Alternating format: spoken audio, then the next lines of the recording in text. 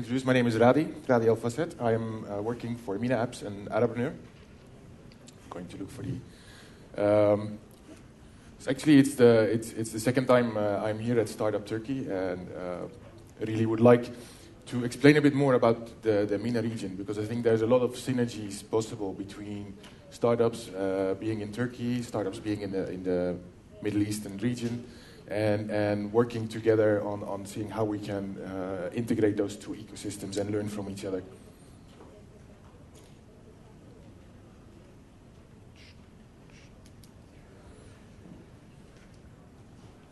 You have to find... Okay. One more back. Şarjı bitecek, şarjı değiştireceğim ben. Okay. So, if we look at the MENA region, or the Middle Eastern region, there are a few important figures and statistics that are to be taken into consideration. If you look at the top graph, that's the population growth in the Middle East and North Africa. The population in the Middle East and North Africa is growing by around 6 million people every year. The total size today is around 500 million people. So you can see that the market in the Middle East is around the same size as, for example, the US market or the European market. But those people are speaking all a similar language. They all speak Arabic, they all have similar culture, and in that sense also from a cultural perspective, probably very close to the Turkish culture as well. If you look at the age distribution, 70% of the people are below 35 years old, 50% below 25 years old. So you're talking about a population of around 200 million, which is a tremendous market if you're looking at that from a people perspective. On the other hand, there is a huge unemployment in the Middle East. It's the biggest youth unemployment worldwide is in the Middle East and North Africa. So that's why, looking at all these figures, we really wanted to go and do something on entrepreneurship across the Middle East. And because by 2020, we need to create around 100 million jobs to keep the same unemployment level to this date.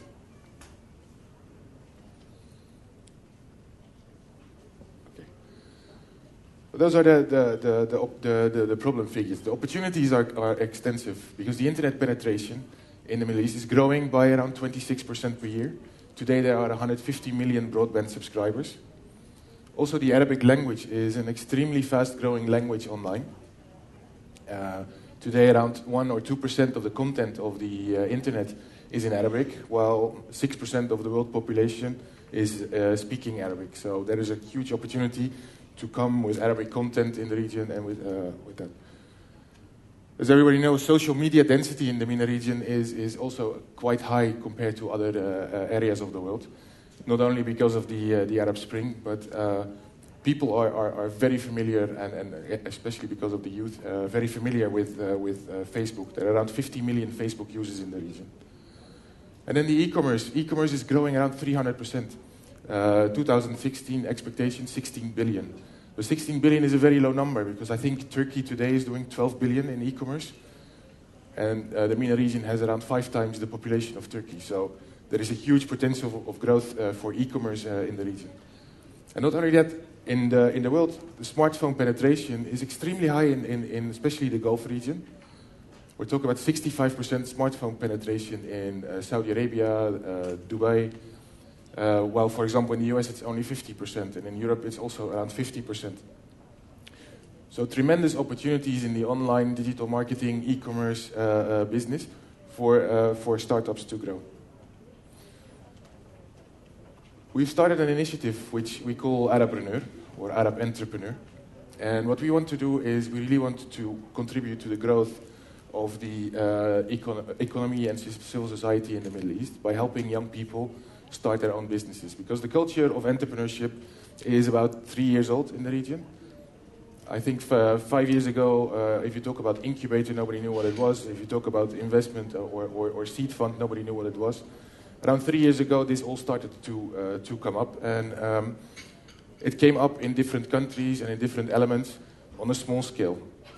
But for example, if you look at Jordan, Jordan has a population of 6 million people. If you start a startup looking at Jordan, that's not a viable business. I think people cannot even break even in that market. So that's why we're focusing on looking at the region as a whole, as a market of 400 million people, and promoting those people to do that.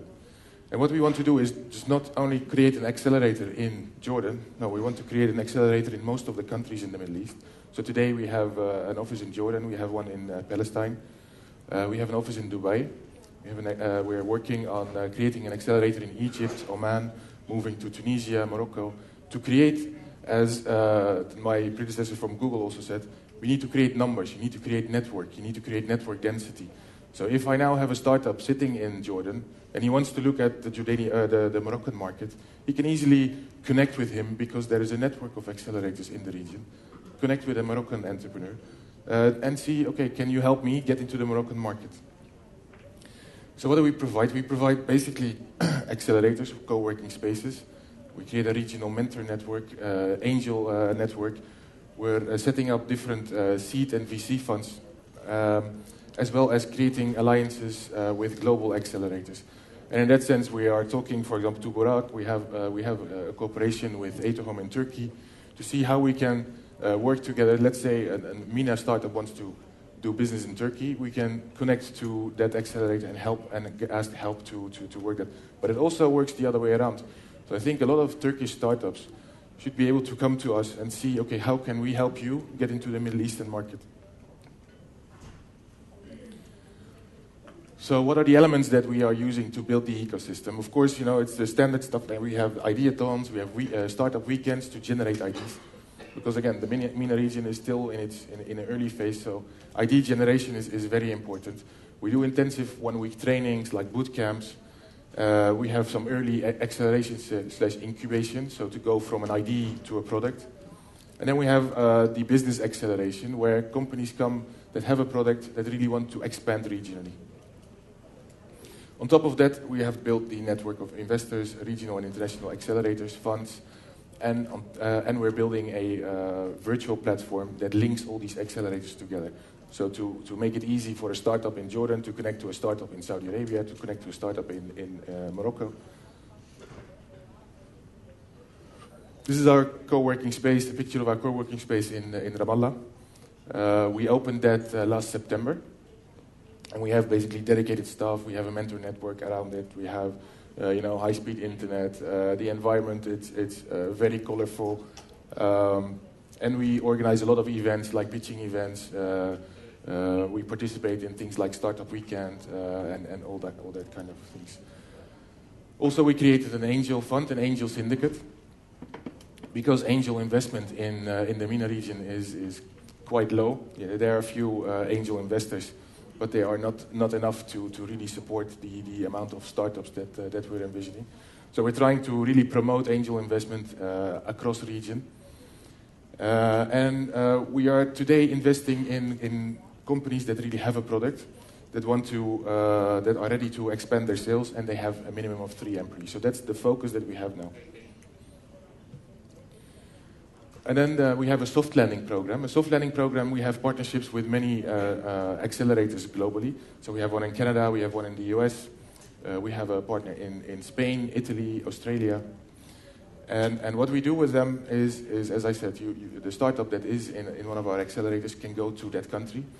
So he gets the mentorship, he gets the connections, he gets the market intelligence. For 3 months, sit there, get there, and help them out. But it's a two-way program. So also companies from, let's say, Canada can come to our offices in any of the countries, and we help them address the market, to access the market in the Middle East. So we were established in, just a little bit of history, in 2011. We have a private fund that invested around $3.5 million. We've invested in 20 plus companies. And over the last 2 years, we saw a huge increase of that investment, and that's based on follow-on investments and valuations and offers that companies got. We have operations in Amman today, Ramallah, and Dubai. We have 5 female entrepreneurs out of the 20, 4 profitable companies, and we established Arabpreneur in Palestine last September. And the last thing that we did is also, because of the cultural barriers in some cases, we created a women-to-women mentorship program, where females can, where we attract successful female businesswomen or successful female business entrepreneurs to help startups, female entrepreneurs start their startup. These are some of the companies that we have invested in. Mindset is here during this week and will pitch tomorrow. Radi is standing over there. Payfellow, Sous Chef, they are the companies in Jordan. These are the 4 companies that we've invested in Palestine. And again, partnerships are very, very important. We have a huge number of partnerships with accelerators, with ecosystem support providers, with donors, with universities, with also funds and investment-related networks.